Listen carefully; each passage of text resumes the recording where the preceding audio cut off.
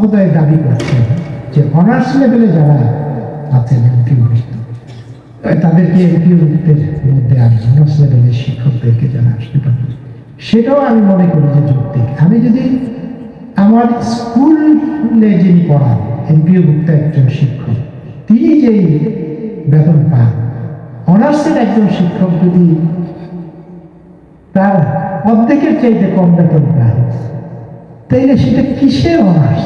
আর সেই টিচার কি অনার্স পড়াবে? এটা তো চিন্তাই করা যায়।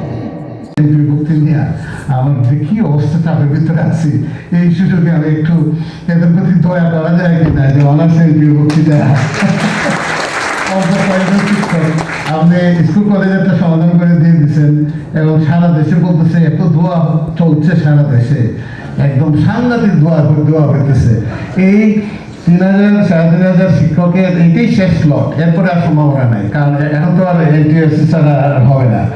চলে আসছিল 5,000-7,000 টাকা বেতন দিচ্ছি আমরা কলেজের শিক্ষকদেরকে অনার্স পড়ানোর জন্য। আপনার বাহিরের খবর যেটা আর কি 10,000, সে কি পড়াবে?